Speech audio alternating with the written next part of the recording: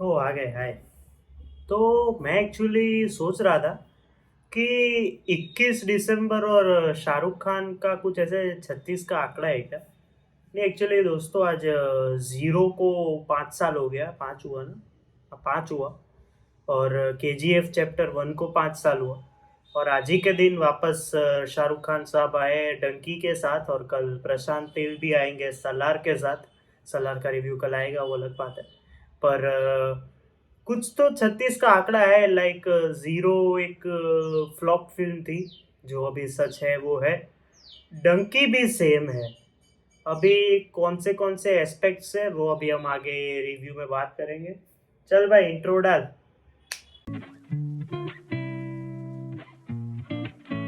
तो अभी क्या है ना दोस्तों कि जब डंकी अनाउंस हुआ था, लाइक लास्ट ईयर हुआ था अप्रैल 2022 में 19 अप्रैल को।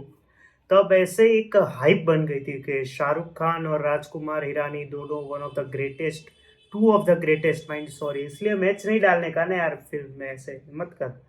तो two of the greatest minds collab कर रहे हैं तो कुछ अच्छा ही होगा। राजकुमार हिरानी साहब की तो हमने बहुत अच्छी अच्छी फिल्में देखी है, थ्री इडियट्स हो गई, PK हो गई, मुन्ना भाई सीरीज, फिर संजू, और अभी डग्गी। तो अभी इस बार हुआ क्या है ना कि फिल्म मेरे को पसंद नहीं आई है। क्योंकि प्रॉब्लम ये है। हाँ तो मैं कह रहा था एक्चुअली प्रॉब्लम ये है ना कि हमने इतनी हाइप कर दी थी फिल्म कि एक्चुअली मैं अपनी बात बताता हूँ। ये जो पूरा जो रिव्यू होगा मैं स्पेशली SR के फैंस को बता दूँ, ये मेरा ओपिनियन है। तो आप गाली वाली जो भी लिखो कि तुमने तो शाहरुख तुम्हें पसंद नहीं है और ये सब, तो भाई मैं ना जवान की तारीफ करता ना पठान की, वो अलग बात है, तभी मेरा चैनल नहीं था। बट मैं आपको मेरे ट्वीट्स दिखाऊंगा जवान और पठान के, अगर कोई मांगे तब। पर हाँ, ये मैं बता दूं कि ये कोई ऐसा कोई पर्टिकुलर फैन बेस वाला कोई चैनल नहीं है। यहाँ जो मूवी सही में जो अच्छी लगेगी उसकी अच्छी बात होगी, बुरी होगी वही होगी। ये सारे वैसे रिव्यूअर्स भी ऐसा ही बोलते हैं नहीं, पर फिर बट नहीं, ऐसा इधर होता नहीं है। तो हाँ, मैं डंकी की बात करूँ तो यार मैं बहुत डिसअपॉइंट हुआ। क्योंकि जब देखो, जब कोई फिल्म बनाता है तो स्पेशली राजकुमार हिरानी साहब जब फिल्म बनाते हैं तो उनके फिल्म में कॉमेडी, इमोशंस, ड्रामा, फिर सस्पेंस नहीं होता बट थोड़े अच्छे खासे ट्विस्ट एंड टर्न्स होते। फर्स्ट हाफ में डंकी के कॉमेडी थी, बहुत अच्छी खासी थी। पर फिर भी मैं इतना सेटिस्फाइड नहीं था फिल्म से, बट ठीक लगा था। बट जब सेकेंड हाफ शुरू होता है तो आप जो मेन प्लॉट दिखाना चाहते हो उसको ही आपने 30-35 मिनट में खत्म कर दिया। क्योंकि वही तो जो था कि डंकी लोग क्यों करते हैं, क्या कैसे करते हैं, कैसे लोग जाते हैं, कौन सी सरहदों पे से जाते हैं, वो 35 मिनट में खत्म कर दिया। तो ये था एक नेगेटिव पॉइंट, ये सब तुम याद करते रहना। दूसरा पॉइंट, नेगेटिव पॉइंट था फिल्म का, वो था उसकी लेंथ। 2 आवर 41 मिनट्स थी, नहीं ये लेंथ पॉइंट नहीं था। बट फिल्म आपको ऐसा लगता है कि खींची जा रही है, खींची जा रही है, और कब खत्म होगी आपको पता ही नहीं है। मैं जब फिल्म से उठा तो मैं एक्चुअली पापा के साथ गया था। मैंने पापा को बोला चलो 1 साल बाद निकले स्पेशली थिएटर से। तो हमारे बाजू वाले हंसने लगे कि गुड जोक, पर अभी मैं तभी बोल नहीं सकता। नहीं, बट एक्चुअली ये भी एक प्रॉब्लम है क्योंकि जब ओवरऑल मैं फिल्म देख रहा था तो ऐसे लगता ही नहीं है कि ये कोई राजकुमार हिरानी की फिल्म है। आप थ्री इडियट्स याद करो, मुन्ना भाई याद करो, ऐसे छोटे छोटे सारे कैरेक्टर्स आते थे, हंसाते थे। इसमें फर्स्ट हाफ में कॉमेडी हुई अच्छी खासी और सेकंड हाफ में खत्म हो गया। तो वो डिसअपॉइंट किया। फिर जब मैं सुबह वापस आ रहा था घर के लिए तभी मैंने एक रिव्यू देखा, एक लड़के का जो एक एसआर के फैन था। उसने एक्चुअली वो गेटी गैलेक्सी, आप सबको पता ही होगा मुंबई में कितना पुराना है, वहाँ पे 6 बजे से आज शोज थे। तो उसने वो जब बाहर निकला तब उसने भी यही बोला कि मैं एज अ SR के फैन बहुत डिसअपॉइंट हुआ। और मैं एक चीज़ से बहुत, उसने वो फनी वे में बोला या फिर sarcastic वे में, वो पता नहीं। बट उसने एक चीज़ बोली कि फिल्म में सब है सिवाय के शाहरुख खान। अभी तुम सोचो कि अभी ये कमिंग फ्रॉम SR के फैन, वो अलग बात थी कि उसके ट्वीट्स में नीचे रिप्लाईज थे कि ये तो साला सलमान वाला लगता है, शाहरुख वाला बन के जाता, तो ऐसा नहीं है। अभी ऐसा हो गया है ना कि आजकल की जो मेरी जनरेशन है, मैं अभी अपने पापा की जनरेशन की क्या बात करूं, उनकी भी ऐसी नहीं थी एक्चुअली। पर ऐसा हो गया है कि पर्टिकुलर फैन बेसिस बन गए। और वो क्रिटिसिज्म ले नहीं पाते। और अभी अगर आप उनको ऐसे है कि हमारे सुपरस्टार के बारे में सही होना चाहिए, सारी फिल्में जब आए तो पॉजिटिव ही होना चाहिए, सब नेगेटिव कुछ नहीं, बट ये गलत है। डंकी के केस में भी यही है। इतना मतलब मैं सेकंड हाफ में बोर हुआ हूँ, मतलब फर्स्ट हाफ में थ्रू आउट मेरे चेहरे पे स्माइल थी, अंटिल विकी कौशल का वो जो एक शॉकिंग सीन है, जैसे कि हमने ट्रेलर रिव्यू में भी प्रिडिक्ट किया था वही होता है, वो तो सबको वैसे भी पता ही था। बट सेकेंड हाफ ओवरऑल मतलब इतना खींचा है, इतना खींचा है कि पता ही नहीं चलता कि स्टोरी कहाँ से कहाँ पहुँच गई और अचानक से क्लाइमेक्स आ गया। बाकी हमें पता है राजकुमार हिरानी साहब के क्लाइमेक्स के पहले एक अच्छा बिल्डअप होता है, मतलब वो 20-25 मिनट्स का, बट इसमें सीधा वो एक स्टोरी खत्म हुई और सीधा क्लाइमेक्स। तो वो थोड़ा इलॉजिकल लगा। और मैं ये स्पॉइलर नहीं है, मैं एक और चीज़ बताना चाहता हूँ कि कब से ऐसी ये एक मैसेज था लास्ट फिल्म जब खत्म होती है तब, आई एम सॉरी मैं थोड़ा तोतला रहा हूँ, बट ऐसा एक मैसेज था कि हमारे यहाँ पे जो लोग रहते हैं जो कि गरीब है, वो पढ़ नहीं सकते, जो कुछ कर नहीं सकते, उनके पास वीज़ा नहीं है। और वो इनडायरेक्टली ऐसा बताना चाहते हैं कि उनको उसलिए डंकी मारनी पड़ती है। और उसमें एक शाहरुख खान का कोर्ट सीन भी है, और जो शायद आपने देखा होगा, एक गाने में भी है। उसमें एक जगह पे वो बोलते हैं कि ये बॉर्डर्स वॉर्डर्स बनाए ही गलत है, उसकी वजह से ये सब हो रहा है। आप बोलना क्या चाह रहे हो मतलब? क्योंकि देखो ये आज थोड़ा आई एम सॉरी सीरियस हो गया है, बट क्योंकि मैं इतना डिसअपॉइंट हुआ, मैं घर आके भी मतलब ऐसे बिलीव नहीं कर पाया था कि ये राजकुमार हिरानी साहब की फिल्म है। तो मैं इतना डिसअपॉइंट हुआ कि मतलब आप बोलना क्या चाह रहे हो कि ये सब बॉर्डर वॉर्डर्स हटा दे और जो गरीब लोग हैं उनको ऐसे ही डंकी मारने दे, उससे टेररिज्म नहीं बढ़ जाएगा? और एक और चीज, मेरे को ये as a particular fan base किसी को मैं टारगेट नहीं कर रहा हूँ, मैं हर एक सुपरस्टार के फैंस की बात कर रहा हूँ, जो कि मैं बोल रहा हूँ कि समझो कि एक कोई पर्टिकुलर फैन बेस हो गया, ये कोई भी फैन बेस है, मतलब बॉलीवुड में ही या फिर साउथ कोई भी इंडस्ट्री का एक फैन बेस है किसी सुपरस्टार का। वो लोग तभी ही क्यों एग्री करते हैं कि कोई प्रोपोगेंडा वाली चीज हो गई या फिर कोई सही चीज जो घर पे बोलते हैं, वो लोग तभी क्यों अग्री करते हैं कि जब उनका कोई सुपरस्टार जो उनके भक्त हैं जिनके, वो जब बोलता है तभी एग्री क्यों करते हैं, और बाकी जब कोई बोलता है तभी एग्री नहीं करते?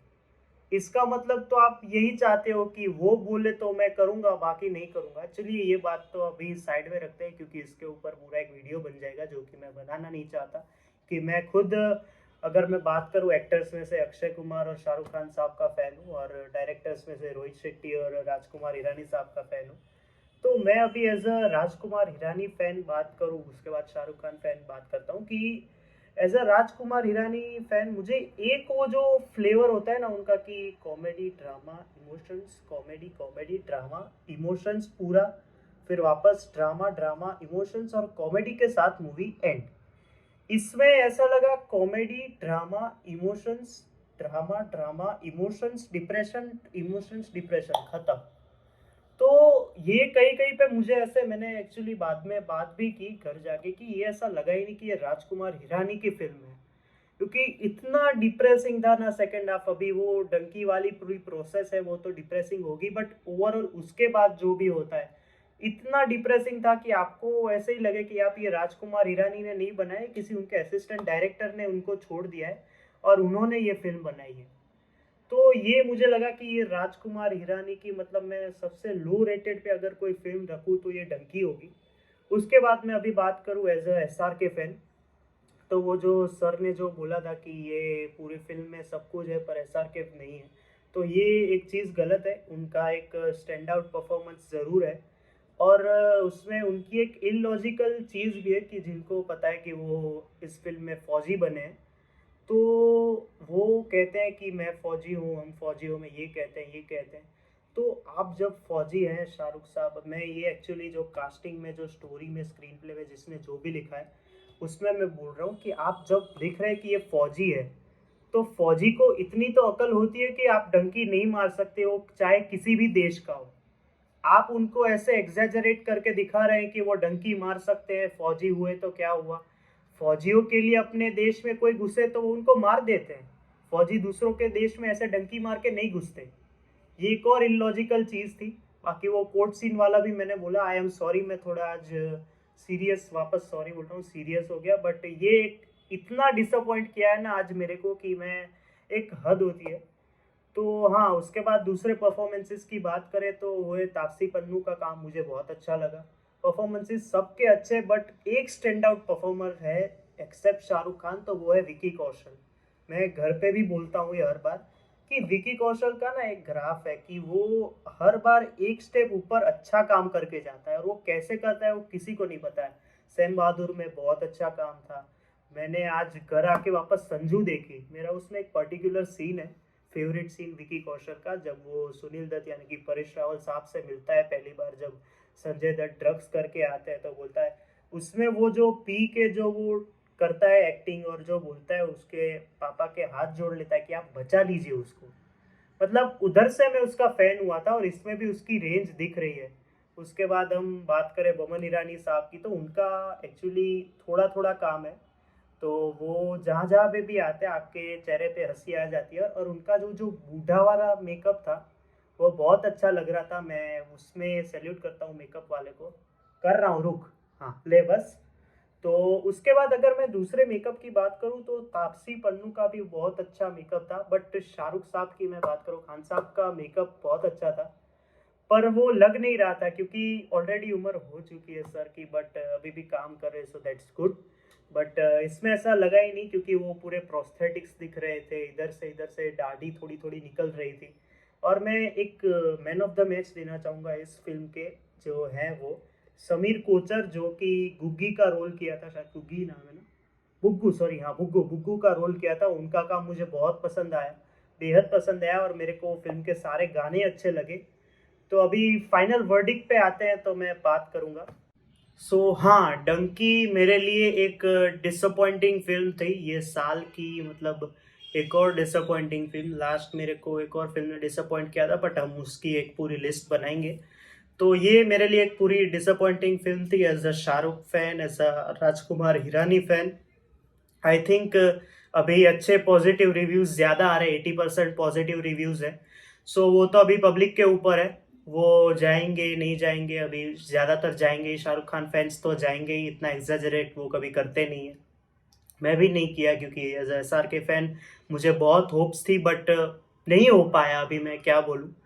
बट हाँ, एक डिसअपॉइंट किया मेरे को फर्स्ट राजकुमार हिरानी फिल्म, जो ऐसा लगा ही नहीं कि उन्होंने बनाई है, क्योंकि उनका वो एक फ्लेवर, फन फ्लेवर था, बट कहीं कहीं पे वो जो उनका टिपिकल फ्लेवर होता है जहाँ पे वो ऐसे वाव वाले मूवमेंट्स होते हैं, ओवरऑल फिल्म में नहीं थे, तो वो चीज़ ने मेरे को डिसअपॉइंट किया।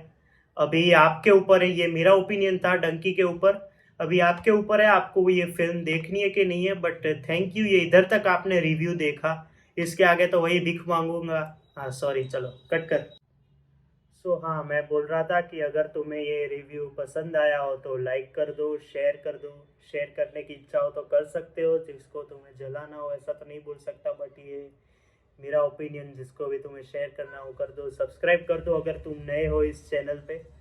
बाकी मिलते हैं कल सलार के रिव्यू के साथ, तब तक के लिए बाय। कैसे हो सकता है यार, सबसे अच्छे ड्यूओ का रहा किया और वही डिसअपॉइंट किया। चलो कोई बात नहीं, लाइफ है, होता है।